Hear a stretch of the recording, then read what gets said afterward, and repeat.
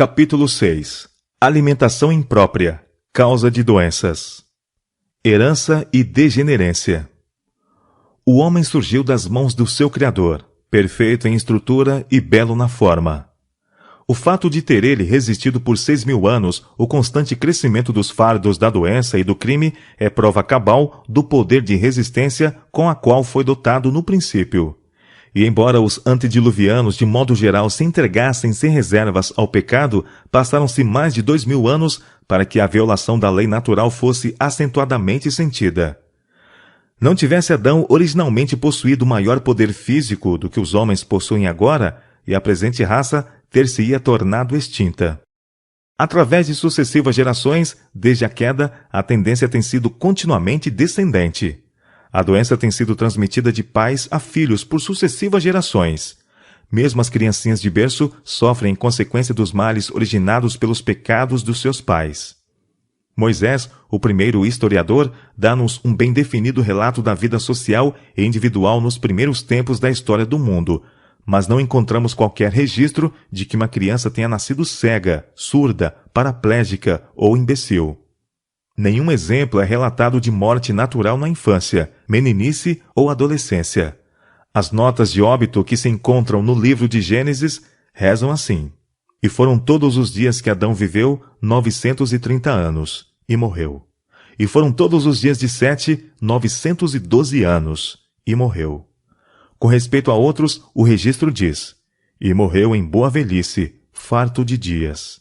Era tão raro alguém morrer antes de seu pai, que tal ocorrência foi considerada digna de registro. E morreu Arã, estando Terá seu pai ainda vivo. Os patriarcas de Adão a Noé, com poucas exceções, viveram aproximadamente 1.000 anos. Desde então, a média de longevidade tem decrescido. Por ocasião do primeiro advento de Cristo, a raça já se havia degenerado de tal maneira que não somente os velhos, mas também os de meia-idade e os jovens eram trazidos de todas as cidades ao Salvador para serem curados de suas enfermidades.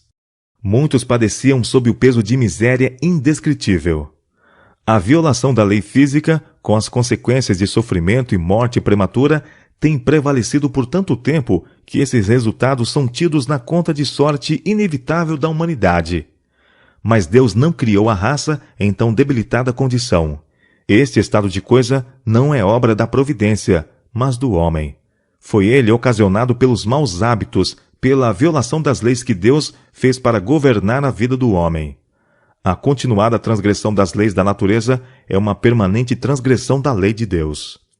Tivessem os homens sido sempre obedientes à lei dos 10 mandamentos, procurando viver os princípios desses preceitos, a maldição das enfermidades, que agora inundam o mundo, não existiria. Ou não sabeis que o vosso corpo é o templo do Espírito Santo, que habita em vós, proveniente de Deus, e que não sois de vós mesmos? Porque fostes comprados por bom preço. Glorificai, pois, a Deus no vosso corpo e no vosso espírito, os quais pertencem a Deus. Quando os homens seguem qualquer direção que consome desnecessariamente sua vitalidade ou que lhes obscurece o intelecto, pecam contra Deus. Não o glorificam no corpo e no espírito que lhe pertencem. Muito embora o insulto que o homem lhe tem feito, o amor de Deus ainda se estende à raça, e ele permite que a luz brilhe, capacitando o homem a ver que, para que possa viver uma vida perfeita, ele precisa obedecer às leis naturais que lhe governam o ser. Quão importante é então que o homem ande nessa luz, exercitando todas as suas faculdades, tanto do corpo como da mente, para a glória de Deus. Achamo-nos em um mundo contrário à retidão ou à pureza de caráter, e especialmente ao crescimento na graça. Em tudo que olhamos, observamos poluição e corrupção, deformidade e pecado. Quão oposto a tudo isso a obra que deve ser executada em nós justamente antes de recebermos o dom da imortalidade. Os eleitos de Deus devem permanecer incontaminados em meio da corrupção prevalecente ao seu redor nestes últimos dias. Seu corpo deve tornar-se santo, puro seu espírito. Se esta obra deve ser realizada, deve ela ser empreendida imediatamente, zelosa e inteligentemente. O Espírito de Deus terá que exercer perfeito controle, influenciando cada ação. Os homens poluíram o templo da alma, e Deus os conclama a despertarem e esforçar-se com todas as suas energias para reconquistar sua varonilidade dada por Deus. Coisa alguma, a não ser a graça de Deus, pode convencer e converter o coração. Somente dele podem os escravos dos hábitos obter força para romper as algemas que os prendem. É impossível ao homem apresentar o seu corpo em sacrifício vivo, santo e agradável a Deus, enquanto persistir na condescendência com hábitos que o privam do vigor físico, mental e moral. De novo diz o apóstolo: E não vos conformeis com este mundo, mas transformai-vos pela renovação do vosso entendimento, para que experimenteis qual seja a boa, agradável e perfeita vontade de Deus. Ignorância voluntária das leis da vida. A estranha ausência de princípios que caracterizam esta geração e que pode ser observada em seu desrespeito às leis da vida e da saúde é de causar pasmo. Prevalece a ignorância sobre este assunto, enquanto a luz está brilhando em torno deles. No que respeita à maioria, sua principal preocupação é: que comerei? Que beberei e com que me vestirei? Não obstante tudo o que é dito e escrito sobre como devemos tratar o nosso corpo, o apetite é a grande lei que governa homens e mulheres em geral.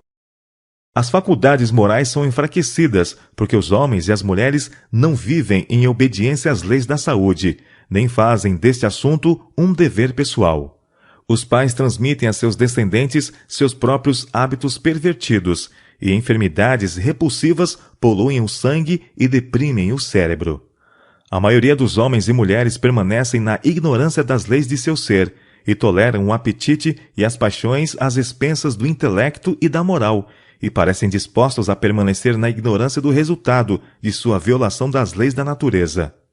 Toleram o depravado apetite no uso de venenos lentos que contaminam o sangue e solapam as forças nervosas e, em consequência, acarretam sobre si enfermidade e morte. Seus amigos chamam ao resultado desta conduta a dispensação da providência. Nisto insultam o céu. Rebelaram-se contra as leis da natureza e sofreram a punição desse procedimento abusivo. Sofrimento e mortalidade predominam agora por toda parte, especialmente entre as crianças. Quão grande é o contraste entre esta geração e os que viveram durante os primeiros 2000 anos. Resultados sociais do apetite descontrolado. A natureza protestará contra toda transgressão das leis da vida. Ela suporta os abusos até onde pode, mas finalmente vem a retribuição e cai tanto sobre as faculdades físicas como sobre as mentais. Nem finda com o transgressor. Os efeitos de sua tolerância são vistos em sua descendência, e o mal se transmite de geração a geração. A juventude de hoje é uma segura indicação do futuro da sociedade, e vendo essa juventude, que podemos esperar para o futuro? Na maioria são amigos de divertimentos e avessos ao trabalho. Falta-lhes coragem moral para negarem-se a si mesmos e atenderem aos reclamos do dever. Eles têm apenas pouco domínio próprio e ficam excitados e irados nas menores oportunidades. Muitos em cada idade ou fase da vida não possuem princípio ou consciência, e com seus hábitos e ociosidade e dissipação entregam-se aos vícios e corrompem a sociedade, até que nosso mundo se torne uma segunda Sodoma. Se os apetites e paixões estivessem sob o controle da razão e da religião, a sociedade apresentaria um aspecto inteiramente diverso. Jamais foi desígnio de Deus que a presente lamentável condição de coisas existisse. Ela existe como resultado da brutal violação das leis da natureza. Violada as leis natural e espiritual. A muitos dos aflitos que foram curados, disse Cristo: não peques mais, para que não te suceda alguma coisa pior. João capítulo 5, verso 14.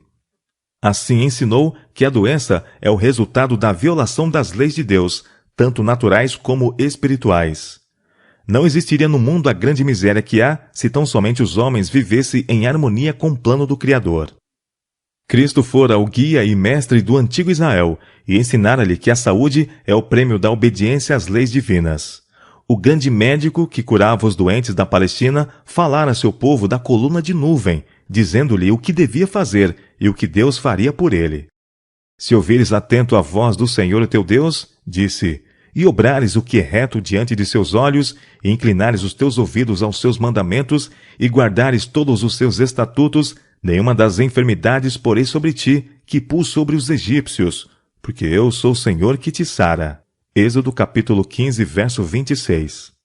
Cristo deu a Israel definidas instruções acerca de seus hábitos de vida, e assegurou-lhe: e o Senhor te desviará toda a enfermidade. Deuteronômio capítulo 7, verso 15. Quando cumpriram as condições, verificaram-se as promessas. Entre as suas tribos não houve um só enfermo. Salmo 105, verso 37. Estas lições são para nós. Há condições que devem ser observadas por todos os que queiram conservar a saúde. Cumprem aprenderem todos quais são essas condições. Deus não se agrada da ignorância com respeito às suas leis, sejam naturais, sejam espirituais. Devemos ser cobreiros seus para a restauração da saúde do corpo, bem como da alma. Sofrimento procurado. A família humana tem atraído sobre si enfermidades de várias espécies, em virtude de seus próprios hábitos errôneos. Não tem procurado saber como viver de maneira saudável, e sua transgressão das leis tem produzido um deplorável estado de coisas. Raramente as pessoas têm atribuído os seus sofrimentos à sua verdadeira causa, seu próprio mau procedimento. São condescendentes na intemperança no comer e fazem do apetite um deus. Em todos os seus hábitos têm eles manifestado descuido em relação à saúde e à vida. E quando, como resultado, são acometidos de enfermidades, procuram crer que Deus é o autor disto, quando sua própria conduta má propiciou o inevitável resultado. A moléstia nunca vem sem causa. O caminho é preparado e a doença convidada pela desconsideração para com as leis da saúde. Muitos sofrem em consequência da transgressão dos pais. Conquanto não sejam responsáveis pelo que seus pais fizeram, é, no entanto, seu dever procurar verificar o que é e o que não é a violação das leis da saúde. Devem evitar os hábitos errôneos de seus pais e, mediante uma vida correta, colocar-se em melhores condições. O maior número, todavia, sofre devido à sua própria direção errônea. Desatendem aos princípios sanitários por seus hábitos de comer e beber, vestir e trabalhar. Sua transgressão das leis da natureza produz os infalíveis resultados. E ao sobrevir-lhes a doença, muitos não atribuem seu sofrimento à verdadeira causa, mas murmuram contra Deus por causa de suas aflições. Mas Deus não é o responsável pelo sofrimento que se segue ao menosprezo da lei natural. A intemperança no comer é muitas vezes a causa da doença, e o que a natureza precisa mais é ser aliviada da indevida carga que lhe foi imposta. Enfermidades seguem a condescendência para com o apetite. Muitas pessoas chamam sobre si a doença pela condescendência consigo mesmas. Não têm vivido segundo as leis naturais ou os princípios da estrita pureza. Outros têm desconsiderado as leis da saúde em seus hábitos de comer e beber, vestir ou trabalhar. A mente não se gasta nem se abate tanto em resultado de diligente aplicação e duro estudo, como em virtude de comer alimentos impróprios em horas impróprias e pelo descuido e desatenção às leis da saúde. Estudo diligente não é a principal causa da debilitação das faculdades mentais. A causa principal é o regime dietético inapropriado, refeições irregulares, falta de exercício físico. Comer e dormir em horas irregulares minam as forças cerebrais. Muitos estão sofrendo e muitos estão indo para a sepultura por causa de condescendência com o apetite. Comem o que mais satisfaça o seu pervertido paladar, assim enfraquecendo os órgãos digestivos e prejudicando sua faculdade de assimilar o alimento que deve sustentar a vida. Isto produz enfermidade aguda e, não raro, segue-se a morte. O delicado organismo do corpo é gasto por práticas suicidas daqueles que têm a obrigação de saber melhor. As igrejas devem ser firmes e fiéis à luz que Deus tem dado. Cada membro deve trabalhar inteligentemente a fim de afastar de sua vida prática todo apetite pervertido. Preparando o caminho para a embriaguez. Muitas vezes a intemperança começa no lar. Pelo uso de alimentos condimentados, não saudáveis, enfraquecem-se os órgãos digestivos, criando-se um desejo de comida ainda mais estimulante. Assim se educa o apetite a desejar continuamente alguma coisa mais forte. A exigência dessas substâncias torna-se mais frequente e mais irresistível. O organismo enche-se mais ou menos de venenos, e quanto mais debilitado se torna, tanto maior o desejo dessas coisas. Um passo dado na direção errada prepara o caminho para outro. Muitas pessoas que não seriam culpadas de pôr à mesa vinho ou bebida alcoólica de qualquer espécie enche-la-ão de comidas que criam tal sede de bebida forte que quase impossível é resistir à tentação. Os hábitos errôneos no comer e no beber destroem a saúde e preparam o caminho para a embriaguez. Fígado doente por causa do regime errôneo. No último sábado, ao estar eu falando, vossa face pálida apareceu-me distintamente, como me havia sido mostrada. Vi vossa condição de saúde e os males que tendes sofrido por tanto tempo. Foi-me mostrado que não tendes vivido de maneira saudável. Vosso apetite tem sido mórbido e tendes satisfeito o paladar às expensas do estômago. Levais para o estômago artigos impossíveis de serem convertidos em bom sangue. Isto tem acarretado pesado encargo ao fígado, visto estarem os órgãos digestivos desarranjados. Ambos estáis doentes do fígado. A reforma de saúde seria de grande proveito a vós ambos, se a praticasseis estritamente. Mas haveis falhado em fazê-lo. Vosso apetite é mórbido, e porque não apreciais um regime simples, natural, composto de farinha integral, verduras e frutas preparadas, sem condimentos ou gordura, estáis continuamente transgredindo as leis que Deus estabeleceu em vosso organismo. Enquanto fizerdes isto, tereis de sofrer as penalidades, pois para cada transgressão está fixada uma pena. Admirais-vos, contudo, da continuada pobreza de vossa saúde. Podeis estar certos de que Deus não irá operar o milagre para salvar-vos dos resultados de vossa própria conduta. Alimentos requintados e estado febril. Não há tratamento que vos possa libertar de vossas presentes dificuldades enquanto comeis e bebeis como estáis fazendo. Podeis fazer por vós mesmos aquilo que nem um médico mais experiente pode fazer jamais. Regulai vosso regime. Para satisfazer ao gosto, frequentemente colocais sobre os órgãos digestivos severa carga, ao levar para o estômago alimento que não são os mais saudáveis e muitas vezes em quantidades exageradas. Isso desgasta o estômago, inabilitando-o para receber até mesmo os alimentos mais saudáveis. Tendes o estômago de contínuo debilitado, em virtude de vossos errôneos hábitos no comer. Fazei vossa alimentação demasiado opulenta. Não é ela preparada de maneira simples, natural, mas é totalmente imprópria para o estômago quando a preparais tendo em vista satisfazer o paladar. A natureza é sobrecarregada e procura resistir aos vossos esforços para estropiá-la. Calafrios e febre são resultado dessa tentativa de libertar-se do peso que lhe impondes. Tendes de sofrer a penalidade da violação da lei natural. Deus estabeleceu em vosso organismo leis que não podeis violar sem sofrer a punição. Tendes consultado o gosto sem pensar na saúde.